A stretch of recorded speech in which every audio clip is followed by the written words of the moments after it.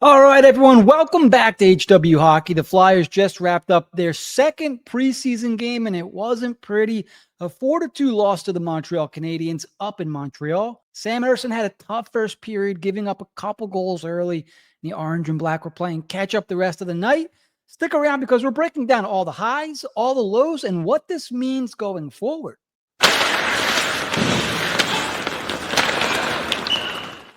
Okay, before we get started, 5 Flyers made their preseason debut tonight. Alex Bump, Christian Dvorak, Matthew Guard, Ethan Sampson, and Dennis Gilbert all made their debuts. Anthony Richard registered a goal in tonight's contest. I believe he brought the Flyers to within a goal. Richard contributed 6 points in 15 games with the Flyers last year. Owen Tippett also scored a goal tonight, a power play goal. Now, he had not scored a power play goal all last season. In our conversations throughout the summer, we mentioned, look, if Owen Tippett's going to be a 30-goal scorer at some point in his career, he's going to have to score on the power play. Good sign tonight. Gets one in his first preseason game. All right, so let's kind of get through this game a little bit here. It was kind of a tough first period. The Flyers were chasing for most of the first period. Sam Ersson gave up a couple iffy goals, couple of goals that I'm sure he would like to have back. Flyers were down 2-0 early in this one. Ersson did stop 7 of 9 shots, a .778 save percentage. That's tough. But it was his first period of preseason hockey, so we're not going to get too far down on him. But I think it was a reminder that goaltending will be the Achilles heel of this team this year. It was last year. It was a question mark last year, and it came out to bite them on multiple occasions last year. So if anything, because I'm not going to overreact, I'm not going to get too crazy about 2 goals from Sam Ersson in his first period of preseason hockey. If anything, at least for myself, it was a reminder that the goalie position is not that great for the Flyers, unless you think Dan Vladar is going to come in and play 40, 50 games of solid hockey for the Flyers. I just don't see it. So, Ersson, let's see if he can improve throughout the preseason, but not a great first impression in front of new head coach Rick Tocchet. Okay, let's move on here. Second period, the Flyers do come back and end up tying. They end up pulling to within a goal a couple times this period. Anthony Richard absolutely burns David Reinbacher. I almost forgot his name. Me and Carey Price have something in common. Absolutely burns David Reinbacher to a crisp, bringing the Flyers to within a 1-goal deficit. Dennis Gilbert, I always want to say Gilbert. Maybe it's because they're in Montreal, but Dennis Gilbert gets his first assist on Anthony Richard's first goal of the preseason. Nick Suzuki would score 5 minutes later, just under 5 minutes later, with assist from Slavkovsky and Cole Caulfield, who scored one of those first period goals for the Habs in the first period. And then Owen Tippett on the power play. Now, the Flyers had a 5-on-3 advantage at one point in this period, failed to score, which was, discouraging to say the least. And then they were able to get another power play later on in the period, which is, if you're there's a couple penalties throughout that period on Montreal. The Flyers were starting to find their legs. Things were starting to turn around. They were able to get a power play goal. Owen Tippett, as I mentioned at the head of the program here, power play goal, had not scored a power play goal at all last season. And a player that we're going to talk about a little bit later on tonight, assisted on the power play from Christian Dvorak and Travis Sanheim, who had a breakaway chance at some point in this game, a shorthanded attempt, and was denied. So the Flyers bring it to a 1-goal deficit, as I mentioned, again, 3-2. Third period, and Arbor Xhekaj put the game away with an empty net goal, a shorthanded empty netter there to make the score 4-2. But the result of the game, at least for myself, doesn't matter so much. I don't care if they win or lose preseason games. Obviously, I think the guys feel better with wins. But I don't care. I'm more looking at player evaluation.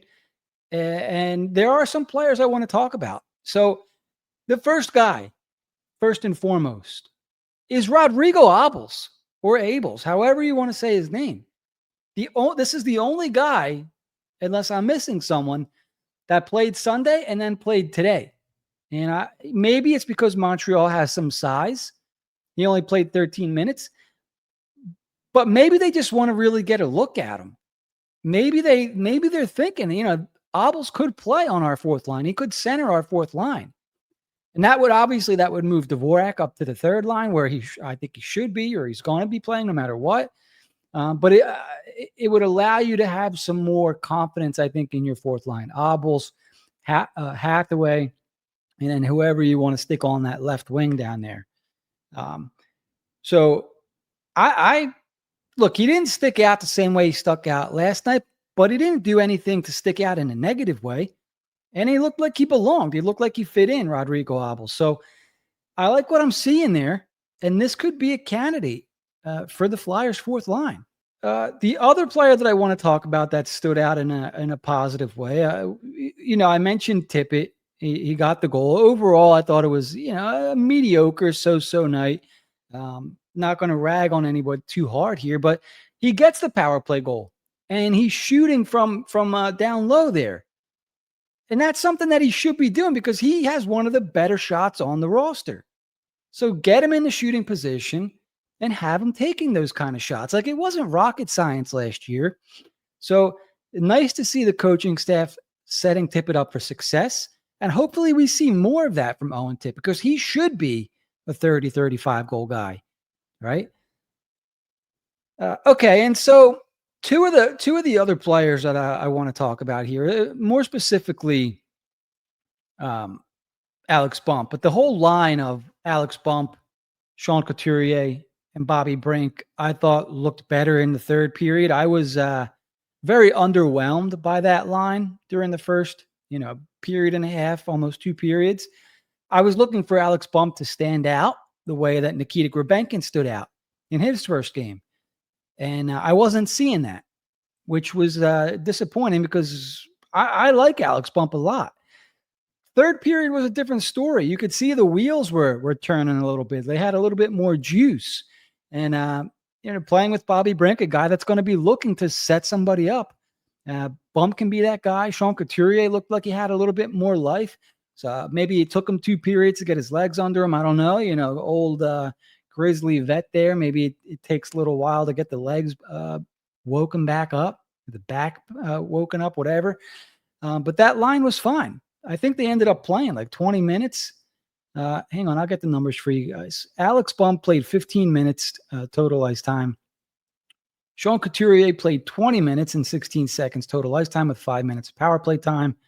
Bobby Brink played 20 minutes with 4.5 minutes of power play time. So those two were the most played forwards of the night in Bobby Brink and Sean Couturier. So that's something. But look, Nikita Grabenkin came out of the gates looking like he belonged on the Flyers roster against New York on Sunday.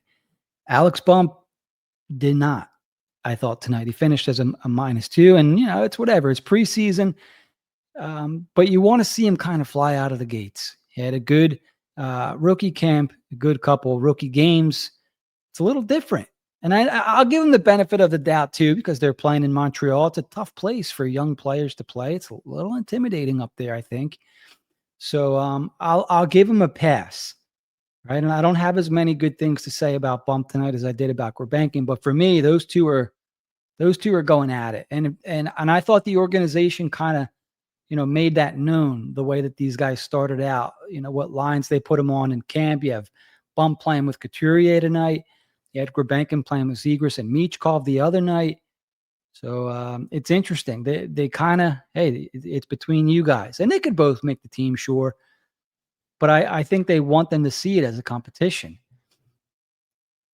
Jet Luchenko, I thought looked average tonight.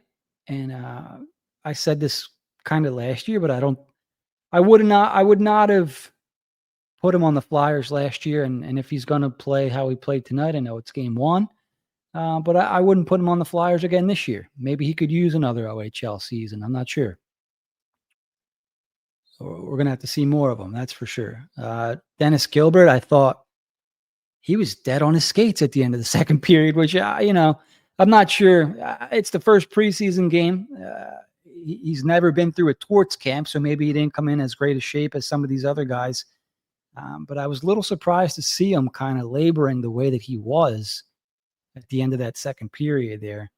Hunter McDonald got in a fight. Nick Delorier got in a fight. That's always fun. Other than that, I didn't see much from the defense that was really worth talking about. Travis Sanheim, I thought, looked okay tonight. Alexei Kolosov, I thought, looked pretty good tonight. 12 saves on 13 shots. He did give up the goal to Suzuki, I think it was, in the second. But I thought he looked pretty good in the third period. A .923 save percentage tonight. Hopefully he can build off that and head into the season with some confidence here. But overall, definitely not as fun of a game, not as fun of a night to talk about as the New York Islander game where the Flyers went to overtime. The Flyers had a late goal, and it was an 11-round shootout. This one against Montreal was just not as fun, I thought. So, preseason game number 2 in the books.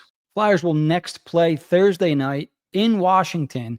That's going to be a 7:00 start. And speaking of, if you want to travel to games, you can do that with Fans of Philly. For more than 15 years, they've been organizing unforgettable road trips, building connections with hotels, bars, teams, and transportation to make every detail seamless. They know the arenas, they know the nightlife, they know the best seats in the house, and they use that knowledge to give fans the ultimate experience. So if you want to experience a game the right way, on the road, surrounded by the best fans in sports, go with Fans of Philly. Head over to fansofphilly.com. All right, so we talked about Kolosov a little bit, guys. And speaking of goaltending, you might notice down there in the ticker, there is the Swede of Philadelphia documentary directed by Charlie Min, will be released in theaters, select theaters, I believe, in Marlton, Cherry Hill, and even in Philadelphia on November 7th. Here's a first look at a trailer, a first official trailer for the Swede of Philadelphia. Stick around, check this out.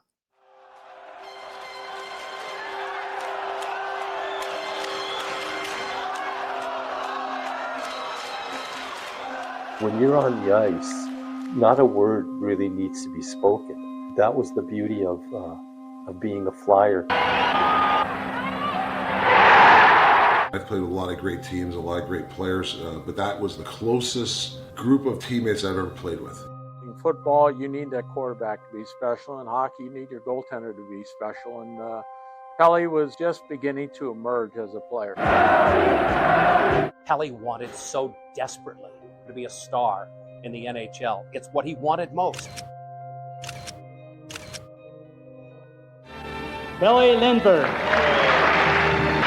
Thank you, Bernie.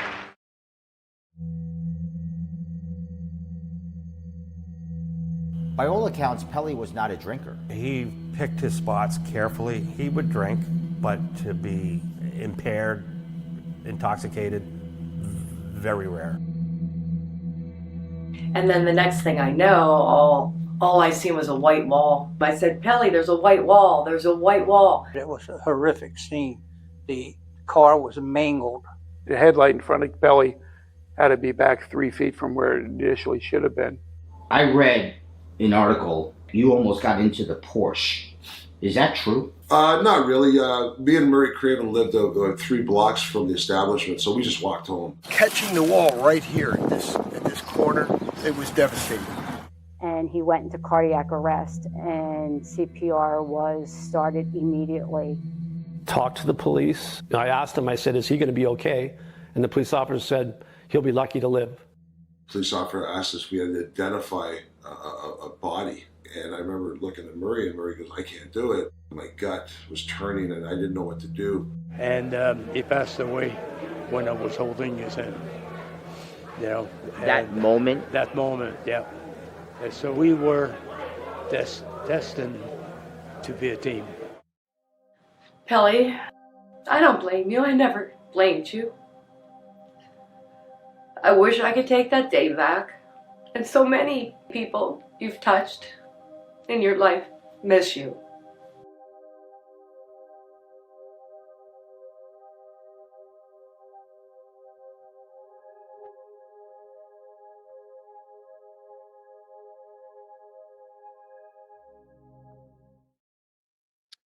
There it is. The Suite of Philadelphia be released November 7th at the select theaters you saw there, directed by Charlie Min. And man, seeing Bernie Perron in there, that may have been one of his last interviews. And he said they were destined to be a team. I'm sure they're a dynamic duo back up there in heaven. So outstanding stuff from Charlie Min there. The Suite of Philadelphia, once again being released November 7th. So make sure to mark your calendars.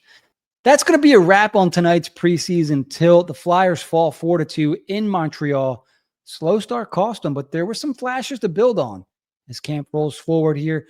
What did you think of tonight's performance? Who did you think stood out? Drop your thoughts in the comments. Smash the like button if you enjoyed tonight's little breakdown. And don't forget to subscribe so you don't miss a single update this preseason. Till next time, don't forget to keep it high, keep it wide. We'll see you next time on HW Hockey.